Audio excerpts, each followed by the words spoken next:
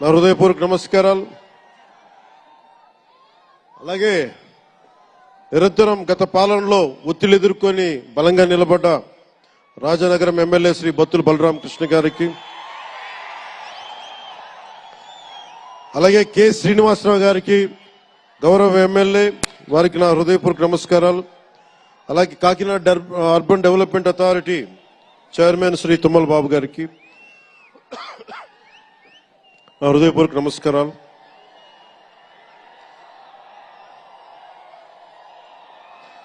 అలాగే నటులు శ్రీకాంత్ గారికి, పృథ్వీ గారికి, నవీన్ చంద్ర గారికి, ఇదేంటిది రచ్చ రవి,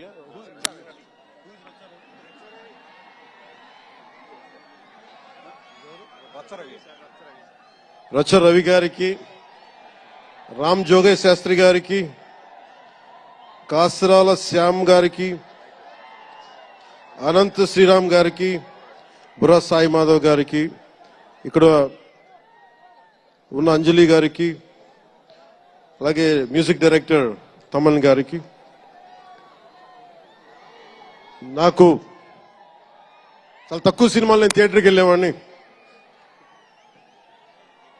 మన శంకర్ గారు తీసిన సినిమా చెన్నైలో, తమిళ్లో జెంటిల్మెన్ సినిమా, నేను టికెట్ కొనుక్కొని థియేటర్కి వెళ్ళి, ఆ రోజు నేను ఇంకా యాక్టర్ కూడా అవుతాను, అసలు రాజకీయాలు పక్కన పెట్టి యాక్టర్ అవుతానో లేదో అనే ఆలోచనలో ఉన్నప్పుడు ఆయన సినిమాని నేను కూడా టికెట్ కొనుక్కొని బ్లాక్ లో ఆయన సినిమాకి వెళ్ళాను, శంకర్ గారి జెంటిల్మెన్ సినిమాకి.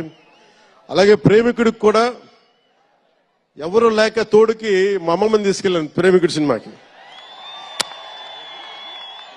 பிரேமிக்குடி சினிமா அம்மா என்ன சொல்லுவாங்க, పార్టీயோட పోయిటానే. అంటే అలాంటి అందరినీ, అన్ని వయసుల వాళ్ళని కూడా ఆకట్టుకునే సినిమా, ఎంటర్టైన్మెంట్ తో పాటు ఒక సోషల్ మెసేజ్ ఉన్న సినిమాలు ఆయనవి. అలాంటి మంచి సినిమాలు భారతదేశంలో ఈ రోజున చరణ్ గారు కానీ, రాజమౌళి గారు కానీ, జూనియర్ ఎన్టీఆర్ కానీ, వీరందరూ విఖ్యాతిగా మన ప్రపంచ వ్యాప్తి ఖ్యాతి ఉన్న రావటం అనేది, దానికి ఆద్యులు కొద్దిమంది డైరెక్టర్స్ ఉన్నారు, ముఖ్యంగా దక్షిణాది నుంచి. దాంట్లో చాలా కీలకమైన వ్యక్తి శంకర్ గారు.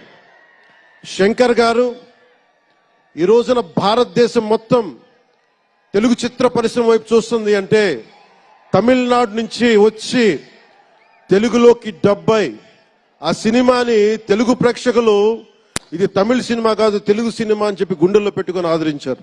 అంత గొప్ప సినిమాలు తీశారు శంకర్ గారు. నేను ఎప్పుడు అనుకునేవాడిని, శంకర్ గారు తెలుగులో కూడా తీయచ్చు కదా డైరెక్ట్ తెలుగు ఫిల్మ్ అంటే. ఆయన ఈ విధంగా గేమ్